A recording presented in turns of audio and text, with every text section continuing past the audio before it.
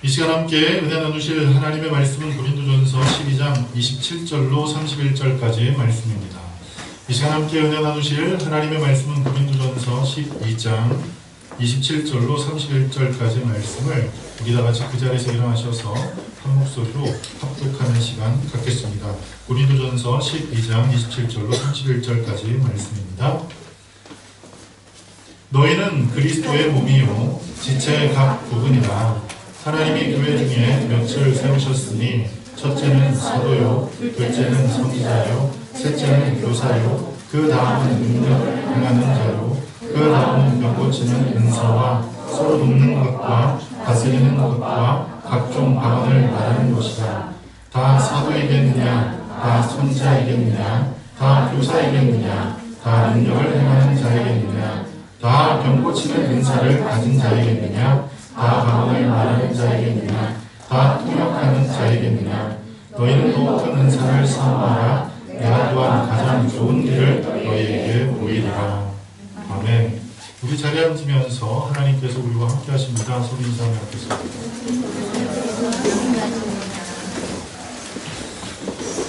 그리고 우리 옆에 분을 축복하면서 인사하실 때 하나님께서 우리에게 놀라운 기적을 행하십니다. 소리 인사하겠습니다.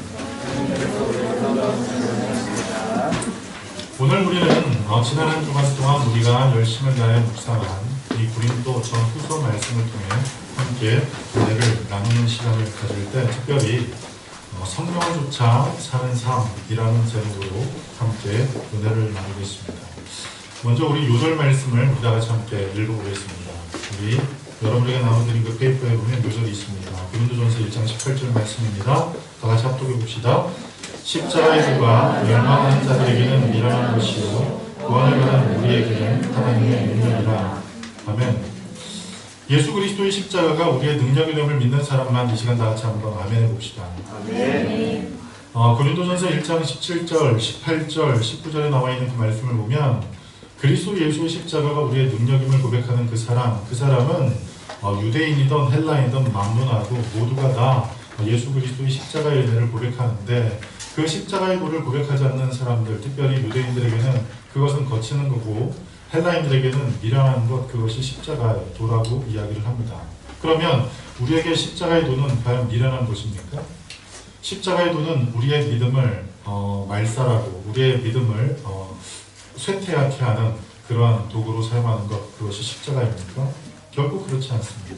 오히려 그 십자가를 통해서 우리의 믿음은 더욱더 강력해질 것이고 그리고 그 십자가를 통해서 우리의 삶 가운데 영원한 생명의 소망을 품게 되는 그 십자가의 도는 결국 우리의 삶의 기쁨이고 우리의 삶의 자랑이고 우리의 삶의 행복임을 믿으시기 바랍니다. 그래서 사도 바울은 고린도전서 2장에 이렇게 말씀합니다. 내가 그리스도 예수의 십자가 외에는 결코 아무것도 알지 않겠다고 얘기를 했습니다. 그와 같은 은혜가 저와 여러분의 삶 가운데 늘 넘치시기를 간절히 축복합니다. 특별히 고린도 전후서는 사도 바울이 고린도 교회에 있는 성도들에게 보낸 편지입니다. 사도 바울이 복음을 증거하는 그 일을 통해서 2차 전도 여행 때 복음을 증거하는 일을 통해서 이 고린도 교회가 시작이 되었지요. 그런데 이 고린도 교회에 놀라운 일이 일어나게 되었는데 그것은 무엇이냐면 사도 바울이 복음을 증거하고 그리고 그 교회에서 목회 사역을 하는 그 가운데서 성령의 역사가 강력하게 일어나기 시작했습니다. 뿐만 아니라 성령의 역사가 일어나는 것뿐만 아니라 많은 사람들이 몰려오기 시작했어요. 그래서 고린도 교회는 엄청난 부흥을 경험한 실로 놀라운 교회였습니다. 그런데 사도 바울이 그곳에서 굉장히 오랫동안 목회를 했지만 더 이상 그곳에 머무를 수 있는 상황이 아니어서 또 다른 곳에 가서 하나님께서 맡기신 그 일을 감당하기 위해 고린도를 떠납니다. 그런데 고린도를 떠나고 좀 시간이 지나서 이상한 이야기들이 들려오기 시작합니다. 고린도전서 1장 10절 이하에 보면 이렇게 기록됩니다. 형제들아 내가 우리 주 예수 그리스도의 이름으로 너희를 권하오니 모두가 같은 마음을 하고 너희 가운데 분쟁이 없이 같은 마음과 같은 뜻으로 온전히 합하라. 내 형제들아 글로웨이 집 편으로 너희에 대한 말이 내게 들리니 곧 너희 가운데 분쟁이 있다는 것이다. 그런 이야기가 들려오기 시작합니다. 그런데 분쟁이 있다는 그 이야기만 들려오는 것이 아니라 고린도 교회에 상상할 수 없는 여러 가지 일들이, 세상에서도 일어나지 못할 그 일들이 하나님의 거룩한 교회 가운데 일어난다는 그 이야기를 듣고 사도 바울이 급히 편지를 써서 그 교회에 보내게 됩니다. 그리고 그 편지를 써서 보내게 된 것, 그것이 무엇이냐면 고린도전서인데, 이 고린도전서를 통해서 편지를 보내 그 고린도 교회에 있는 모든 문제가 잘 해결됐으면 좋았겠지만 오히려 그 문제가 해결되지 않고 더 큰 분쟁, 그리고 그 편지를 보낸 사도 바울의 사도권에 대해서 의심하기 시작했고, 사람들이 그렇게 얘기하기 시작했어요. 지가 뭐는데 도대체 지가 뭐라고, 왜 우리한테 이런 편지를 보냈는지 모르겠네 라고 이야기를 하면서 오히려 사도 바울에 대해서 대적하는 사람들까지 일어났다는 그런 이야기를 전해 듣게 됩니다. 그래서 사도 바울이 부랴부랴 고린도 교회에 재차 방문을 하고 그곳에서 말씀을 증거했는데도 진정이 되질 않아요. 그리고 그 가운데서 사도 바울이 다시 떠났다가 이제 3차 다시 그 고린도 교회에 방문하기 전에 하나님의 말씀을 다시 한번 기록해서 그들을 권면하기 위해 쓴 책, 그게 무엇이냐면 바로 이 고린도 후서예요. 그래서 고린도 전 후서는 고린도 교회에 있는 성도들을 향한 권면, 위로, 그리고 하나님께서 주신 소망의 메시지, 그리고 책망의 메시지, 그리고 위로의 메시지, 그게 바로 고린도 전 후서입니다. 고린도 전 후서의 말씀의 내용을 보면 이 먼저 고린도전서는 첫 번째로 인사말이 나와요. 편지니까 인사말이 나오잖아요.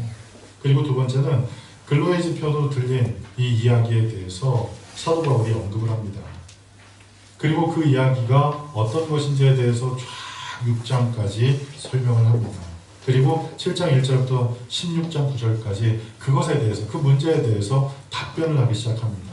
결혼에 대해서, 그리고 처녀가 결혼을 하는 것, 그것이 좋은지 안 좋은지에 대해서, 그리고 우상에게 절한 음식에 대한 어떤 규례에 대해서, 그리고 예배에 대해서, 그리고 신령한 은사에 대해서, 그리고 육체의 부활, 그리고 마지막 영보에 대해서 사도 바울이 16장에 이르기까지 그 모든 말씀을 기록합니다.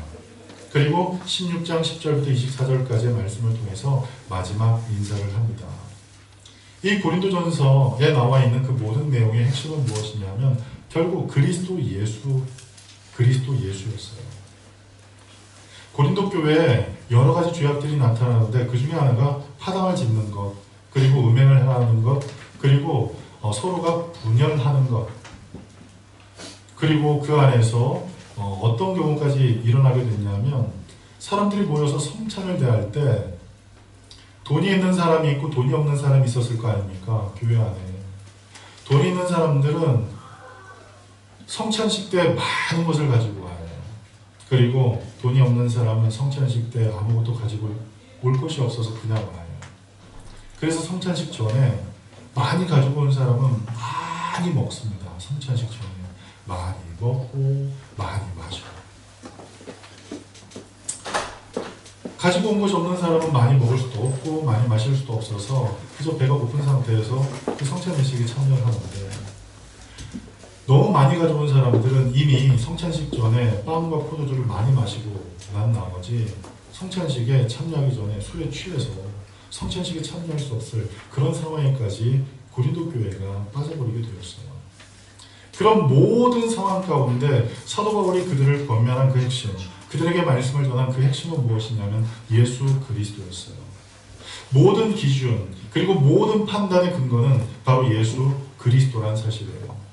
사도 바울이 개인의 감정을 그들에게 강요한 것이 아니고, 사도 바울이 개인의 어떤 주장을 그들에게 관철시키기 위해서 편지를 쓴 게 아니라, 사도 바울은 오직 예수 그리스도께서 우리에게 요구하시는 것이 무엇인지, 그리고 예수 그리스도께서 우리에게 말씀하신 것이 무엇인지, 그리고 우리가 행하는 그 일을 통해서 예수 그리스도가 어떻게 사람들에게 드러나야 할지에 대해서 사도 바울은 고린도전서를 통해서 기록하고 있다는 사실입니다. 그리고 고린도 후서로 넘어가면 더 기가 막힌 내용이 나와요. 그것은 무엇이냐면 제가 좀 전에도 말씀드렸듯이 사도 바울이 그와 같이 편지를 보내서 고린도 교회에 있는 사람들을 진정을 시키려고 했어요. 그리고 말씀으로 바로 세우려고 했었어요. 그런데 그것이 오히려 역효과가 나서 사도 바울이 도대체 누구간데, 사도 바울이 도대체 무엇이라고 우리에게 이렇게 편지를 써서 자기가 감히 우리에게 이렇게 이래라 저래라 하는지 모르겠다는 그런 반응들이 보여지기 시작합니다. 실제로 사도 바울이 고린도 교회에서 사역을 할 때 자기가 어떤 마음으로 사역을 했는지 고린도전서 3장에 기록을 합니다. 고린도 교회에서 사역을 할 때 사도 바울이 굉장히 기쁨으로 사역을 했지만 한편으로는 두려웠어요. 한편으로는 어떤 불안함을 느끼게 될 만큼 그 고린도 교회는 굉장히 좀 문제가 있는 그런 교회였다는 사실이죠. 그럼에도 불구하고 하나님의 성령의 역사하심을 통해서 그 고린도 교회가 놀랍게 부흥을 했는데, 그 부흥한 그 상황에서 고린도 교회에 일어나지 말아야 할 일들, 발생하지 말아야 될 여러 가지 일들이 일어나게 되고, 그 일로 인해서 결국 어떻게 됩니까? 결국 그와 같은 그 일로 사람들이 혼란스럽고 분쟁하게 되고, 결국 사람들이 마음을 괴롭게 되는 그런 상황까지 가게 됐어요. 그런데 그런 상황 가운데 사도 바울이 그 편지를 보내면서 이렇게 얘기를 합니다. 고린도후서 10장에 내가 너희한테 편지 보낸 걸 후회한다. 내가 너희한테 편지 보낸 걸 정말 후회했었다. 그 편지를 보내므로 너희를 근심케 했고, 근심케 한 그 일을 통해서 내가 너희한테 정말 미안하고 정말 그 일은 후회스럽다. 그런데 지금 와서 생각해보니까 결코 미안하고 후회스러운 일은 아니다. 왜? 너희들이 내가 보낸 편지를 통해서 근심하게 됐고, 그 근심하는 일을 통해서 너희가 회개하게 되었으니 그것은 잘한 일이다. 이렇게 이야기를 합니다. 사도 바울이 고린도 교회에 있는 성도들에게 편지를 보낸 그 내용은 다시 말씀드리지만 예수 그리스도 중심의 신앙을 갖자라는 그 내용을 편지를 보낸 거였어요. 그게 잘못한 일입니까? 그게 실수한 일입니까? 그렇지 않아요. 그런데 그 편지를 보낸 그 일을 통해서 사도 바울을 향해서 사람들이 대적한다는 그 이야기를 듣고, 사도 바울을 공격한다는 그 이야기를 듣고, 오히려 그 교회가 더 큰 분란 가운데 빠졌다는 그 이야기를 듣고 사도 바울이 후회를 했다는 사실이에요. 그런데 그 후회 가운데 하나님께서 그 마음을 위로하시는데 어떻게 위로하시느냐? 그 가운데서 몇몇 사람들이 사도 바울이 우리에게 얘기한 것은 바로 이거였구나. 우리의 잘못을 드러내 그 잘못한 것을 회개할 수 있도록 하나님께서 우리에게 기회를 주신 거로구나 생각을 하고, 그 가운데서 몇 사람들이 회개하기 시작했고, 그 회개 운동이 고린도 교회 많은 사람들에게 일어나기 시작했다는 사실이에요. 그래서 사도 바울이 이렇게 얘기를 합니다. 구원에 이르게 한 그 근심은 결코 나쁜 근심이 아니라고 얘기를 합니다. 결국 사도 바울이 보낸 편지를 통해서 사람들이 회개하기에 이르렀고, 그 회개한 그 일을 통해서 결국 사도 바울이 하나님 앞에 기도한 그대로 고린도 교회가 진정 국면에 들어가게 되었어요.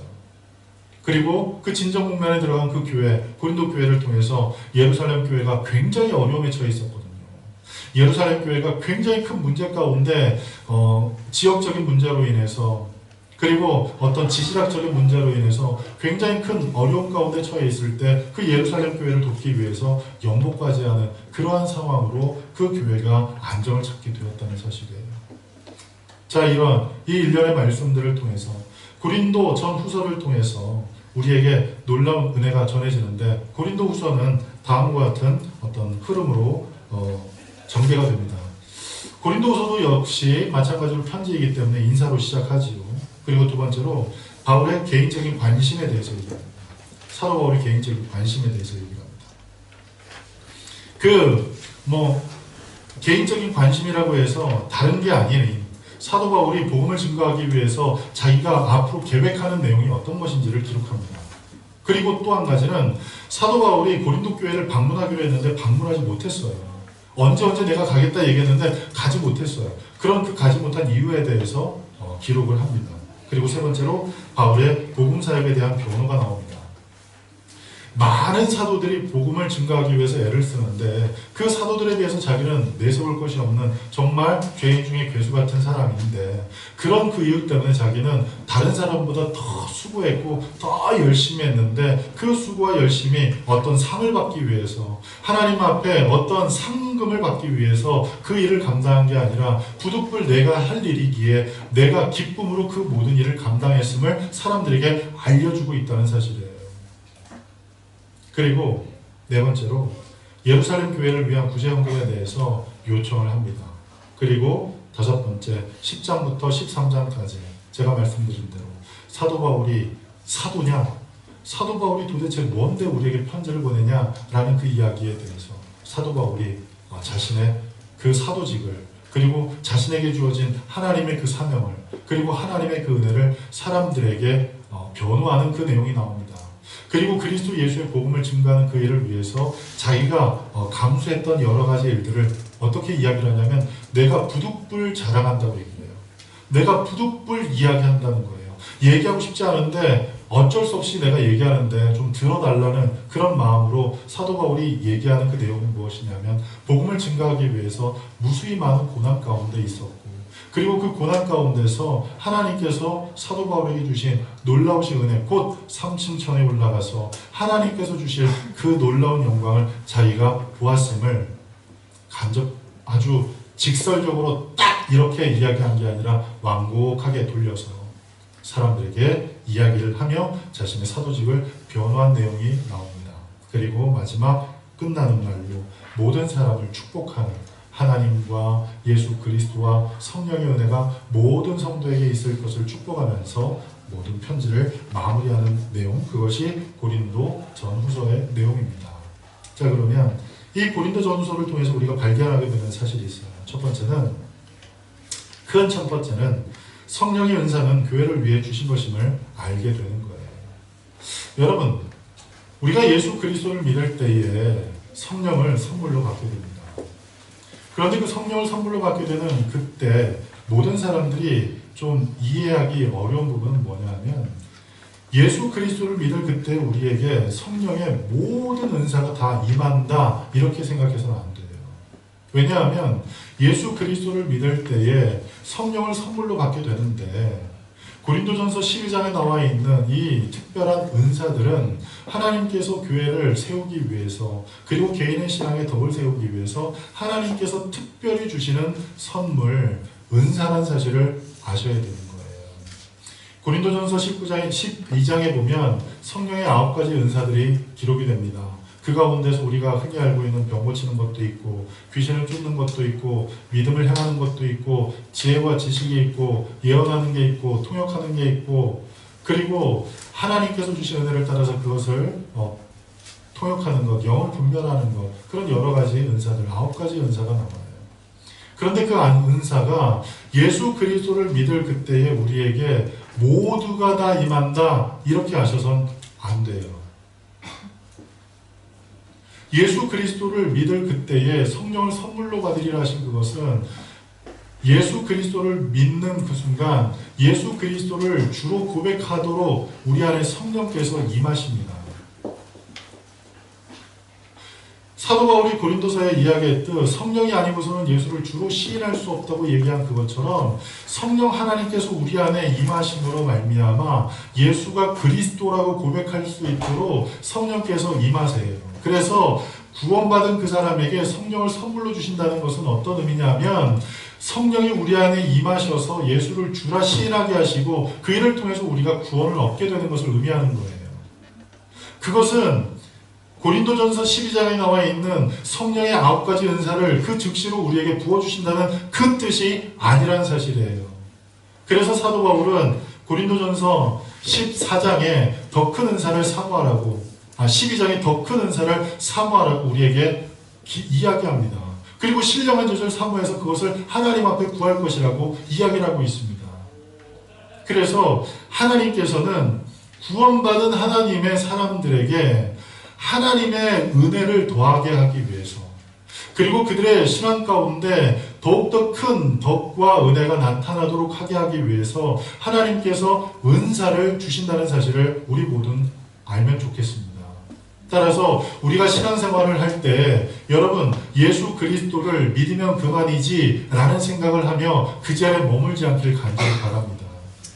우리의 개인이 하나님 앞에 더욱더 덕을 세우고 하나님 안에서 더욱더 온전해지고 하나님 안에서 신령한 삶을 더욱더 잘 살아나가기 위해서 우리가 하나님 앞에 기도해야 될 것이 있는데 그것은 무엇이냐면 성령을 선물로 달라고 성령의 은사를 우리의 삶 가운데 부어달라고 하나님 앞에 기도하는 것이 필요합니다.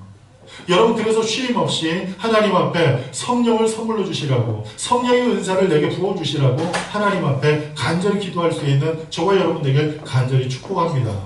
그것이 어떤 사람에게는 지혜가 됩니다. 그것이 어떤 사람에게는 지식이 됩니다. 그것이 어떤 사람에게는 병 고치는 은사가 된다는 사실이에요. 그리고 어떤 사람에게는 그것이 믿음이 된다는 거예요.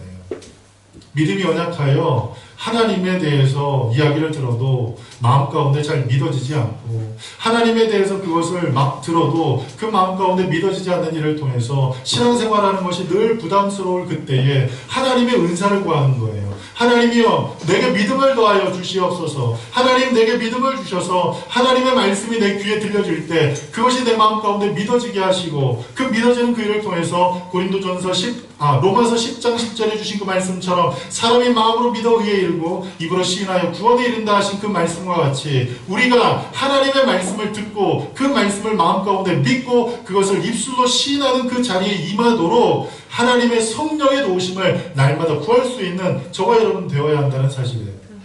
그럴 때 하나님께서 우리에게 믿음의 은사를 도와서 그 믿음을 통하여 우리의 믿음을 더욱더 강력하게 하실 것이라는 사실이에요. 그 믿음이 우리에게 임하면 그 믿음의 역사가 우리에게 임하면 믿음의 은사가 우리에게 임하면 우리의 삶에 어떤 역사가 나타납니까? 예수님께서 믿음을 통하여 놀라운 일을 행하실 때 이렇게 말씀하셨어요. 내 믿음대로 될지어다 말씀하셨어요. 아멘? 그리고 내 믿음대로 될지어다 말씀하셨어요. 우리가 믿고 기도하는 것은 받은 줄로 믿으라 주님께서 우리에게 말씀해 주셨어요. 따라서 우리 안에 하나님의 은사 곧 믿음의 은사, 성령의 9가지 은사 가운데 믿음의 은사가 우리에게 임하면 그것은 우리의 신앙 가운데 굉장히 덕을 세우는 일이 된다는 사실이에요. 그래서 성령의 은사를 끊임없이 하나님 앞에 구해야 한다는 사실입니다. 어떤 사람은 그 은사 가운데 나는 지혜의 은사만 받고 싶어. 나는 지식의 은사만 받고 싶어. 또 어떤 사람은 영분별 은사만 받고 싶어. 아니요. 그것을 내가 받고 싶다고 하나님 앞에 기도할 권한이 우리에게는 없어요. 고린도전서 12장에 보면 그 모든 은사는 성령 하나님께서 각자에게 맞게 부어주시는 그 주권적인 사역이라는 사실을 아셔야 돼요. 그래서 이건 내가 받아도 돼, 이건 내가 받지 않고 싶어, 이래서는 안 된다는 거예요.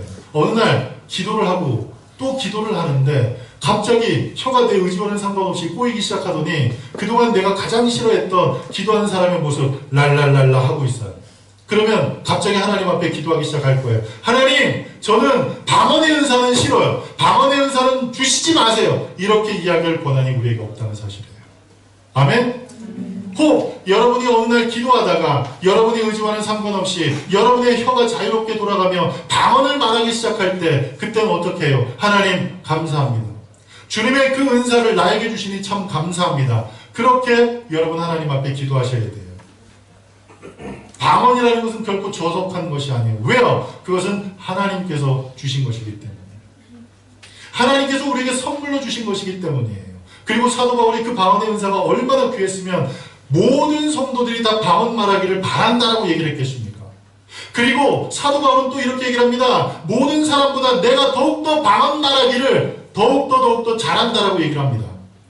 여러분, 기도하다가 방언의 은사가 나타나면 어머나 이런 저속한, 이런 저급한, 이런 저질스러운 이런 생각해서는 안 돼요. 왜요? 그것은 하나님께서 여러분에게 필요하시기 때문에 하나님께서 여러분에게 주신 하나님의 선물이기 때문입니다. 그리고 그러한 그 은사가 우리 모두에게 임할 때 그 은사는 결국 어때요? 개인과 교회의 덕을 세우기 위함이라는 사실이에요. 우리 고린도전서 14장 4절부터 5절까지 한번 읽어보겠습니다. 고린도전서 14장 4절부터 5절까지 우리 함께 읽어보겠습니다. 다 같이 읽겠습니다. 시작. 방언을 말하는 자는 자기 덕을 세우고 예언하는 자는 교회 덕을 세우나니 나는 너희가 다 방언 말하기를 원하나 특별히 예언하기를 원하노라. 만일 방언을 말하는 자가 통역하여 교회의 덕을 세우지 아니하면 예언하는 자만 못하리라. 아멘. 자, 여기서 보면 그 모든 것들이 어때요? 다 덕을 세우는 거예요. 방언도 덕을 세우고 예언도 덕을 세우는데 그 방언은 어때요? 개인의 덕을 세우고 예언은 교회의 덕을 세운다라고 얘기합니다. 그리고 나아가서 고린도전서 14장 12절에 보면 다 같이 읽어볼까요? 12절 우리 다 같이 읽습니다. 시작. 그러므로 너희도 영적인 것을 사모하는 자인즉 교회의 덕을 세우기 위하여 그것이 풍성하기를 구하라. 아멘. 어떻게 하래요? 풍성하기를 구하래요. 하나님의 은사가 우리 안에 불릴 때 일어나도록, 하나님의 은사가 우리 안에 충만하도록 하나님 앞에 구하라는 거예요.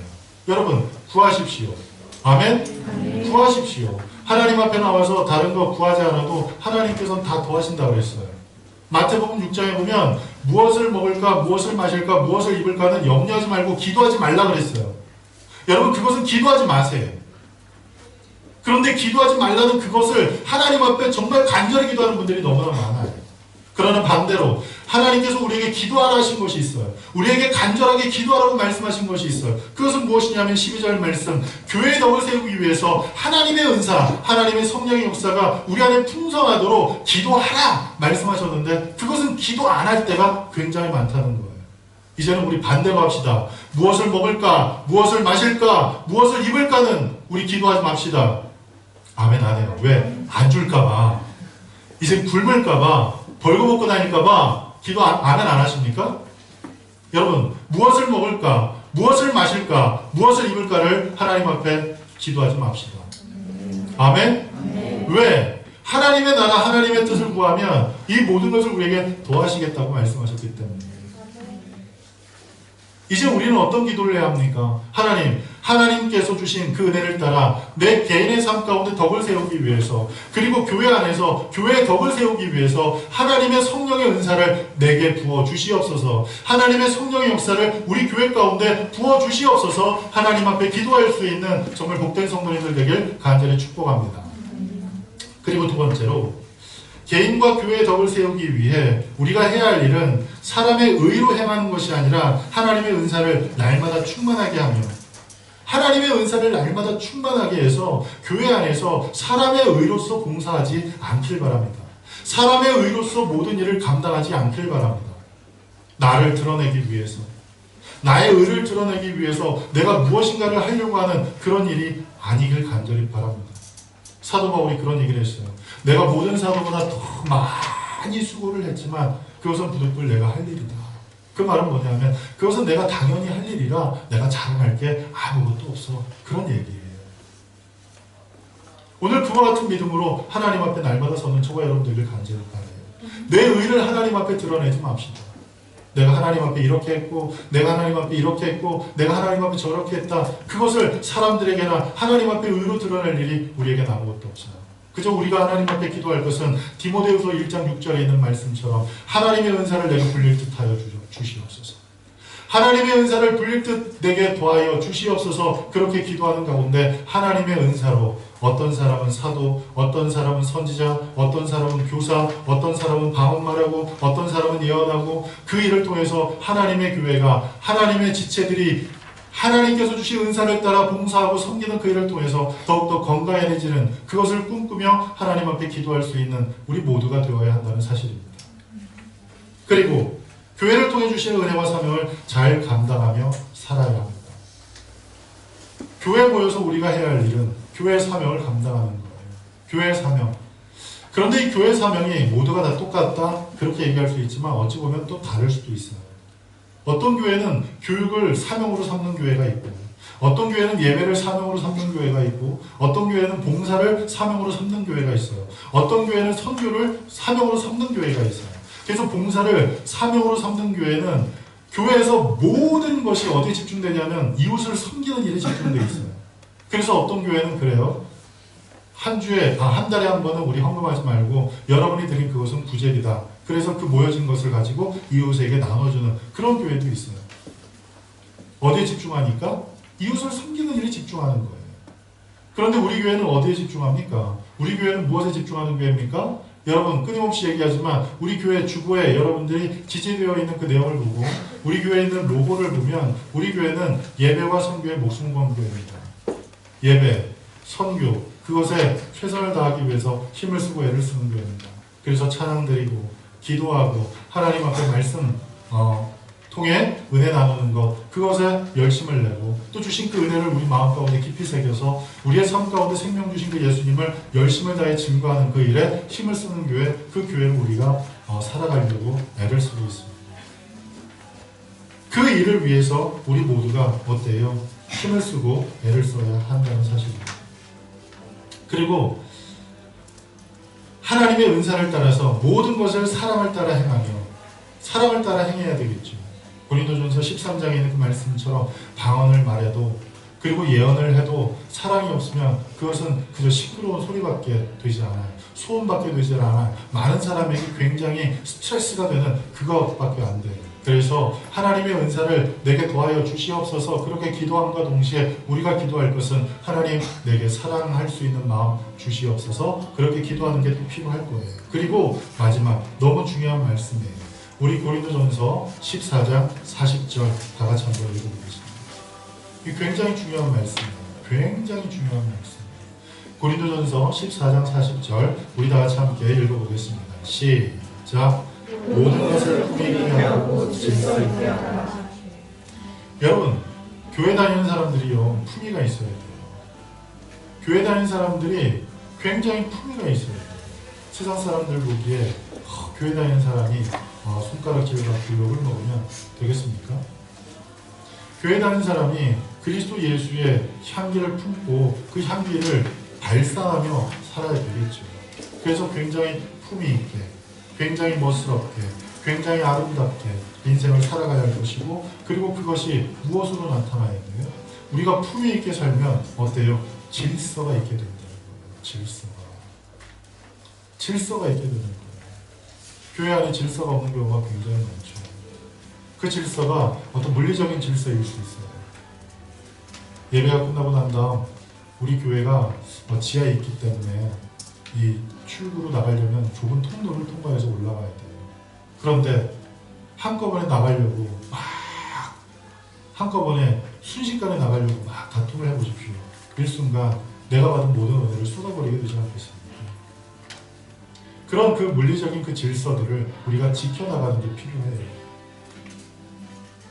그리고 그 물리적인 질서만 지켜야 되겠어요? 그게 아닌 영적인 질서도 지켜야 되겠죠. 교회 안에서 우리가 지켜야 될 그 영적인 질서들을 지켜나가야 하는 거예요. 하나님께서 세우신 권세가 있으면 그 권세에 순종할 수 있는 그 마음, 그것 또한 하나님께서 주신 품위 있는 모습인 거예요. 그 질서를 바로 세우고 그 질서를 바로 지킬 때 하나님께서 주신 은혜가 우리 안에 더욱더 풍성해지게 되는 것입니다. 자, 두 번째로 교회를 위한 선한 일꾼으로 일어나야 합니다.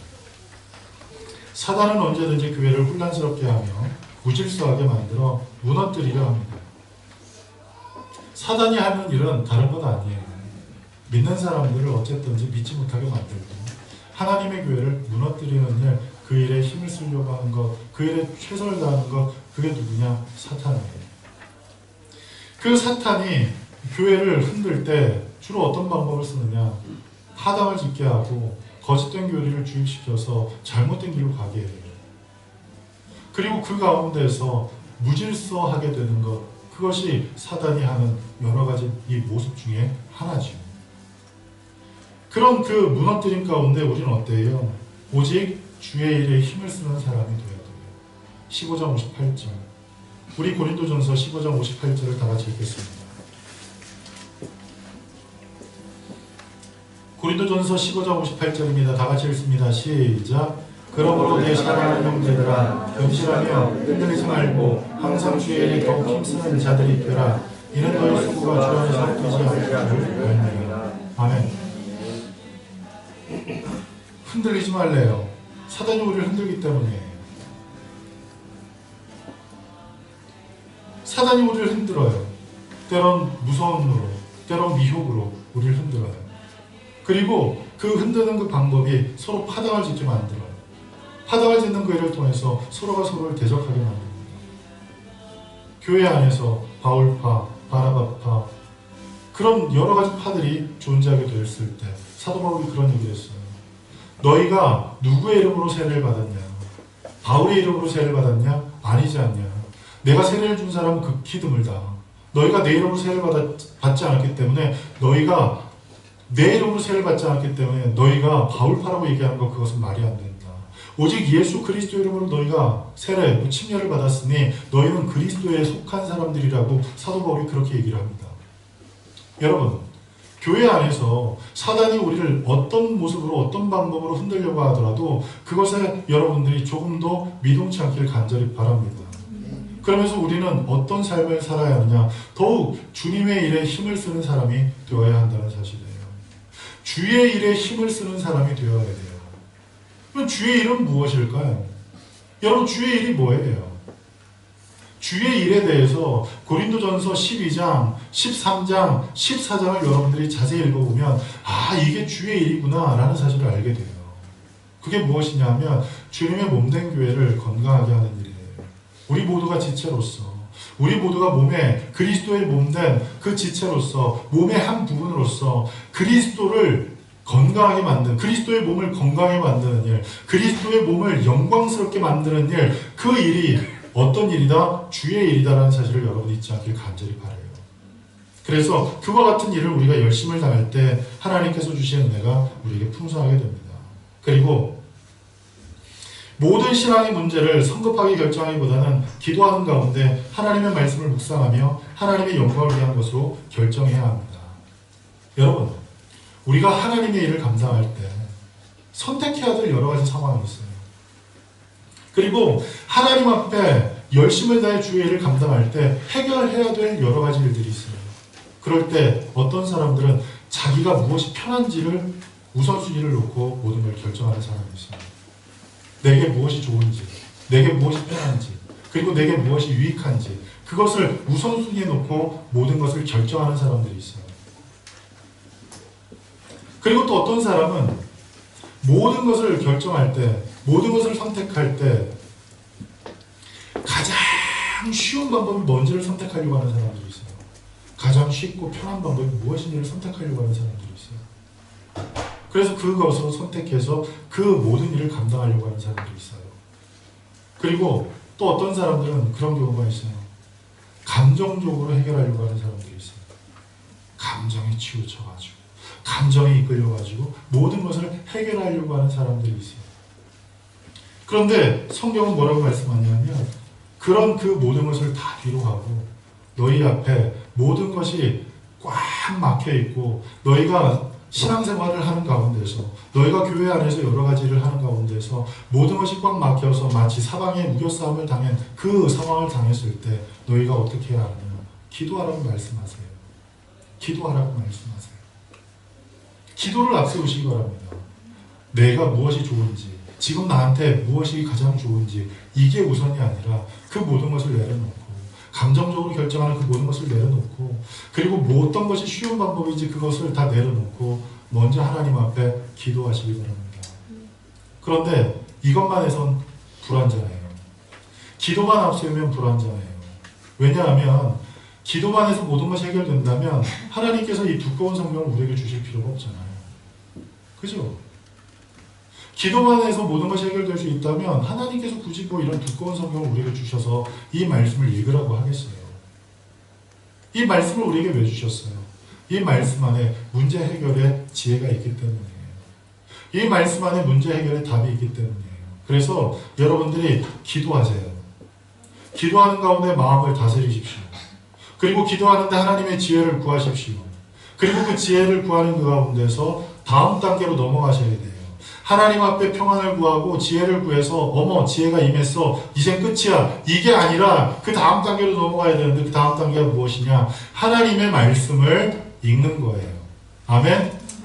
하나님의 말씀을 읽는 거예요. 하나님의 말씀을 묵상하는 거예요. 그러면 그 말씀 가운데 내게 말씀하시는 하나님의 음성을 듣게 될 것입니다. 그러면 어때요? 기도하는 가운데 불분명한 그 가운데서 내가 이끌려 내 감정인지도 모르고 이게 하나님의 뜻인지도 모르는 그것에 이끌려서 모든 것을 해결하려고 애를 쓰기보다는 내가 분명하게 말씀하시는 하나님의 말씀을 붙잡고 내게 명확하게 말씀하신 그 하나님의 말씀을 붙잡고 모든 것을 해결하려고 하고 모든 것을 결정하려고 하는 게 오히려 더 복되지 않겠습니까? 여러분, 그래서 하나님의 말씀을 늘 앞세우며 기도하는 가운데 하나님의 일을 감당할 때 어떻습니까? 우리는 선한 일꾼이 되어지게 될 것입니다. 그리고 그 선한 일꾼이 되는 그 일을 통해서 하나님께는 영광이 되며 그리고 우리 개인의 삶 가운데 엄청난 열매가 맺혀지게 될 것이고 그리고 그 안에서 요한복음 15장에 주신 그 말씀처럼 우리의 열매를 통해 하나님께 영광 돌리라 하신 그 말씀과 같이 우리의 삶에 맺힌 그 열매를 하나님 앞에 올려드리는 순간 하나님께서 영광 받으실 것입니다. 사랑하는 성도 여러분, 지난 한 주간 동안 우리는 고린도 전서를 읽으면서 마음 가운데 어떤 도전과 어떤 위로와 어떠한 격려를 받으셨습니까? 오늘 제가 여러분에게 드린 이 말씀 이외에도 하나님께서 여러분에게 말씀하신 그것, 하나님께서 여러분에게 주신 그 마음의 감동을 붙잡고 이 한 주간 성령의 도우심을 구하면서 하나님의 교회 일꾼으로서 매일매일 믿음 가운데 굳게 서는 복된 성도님들의 삶이 되길 간절히 축복합니다. 기도하겠습니다.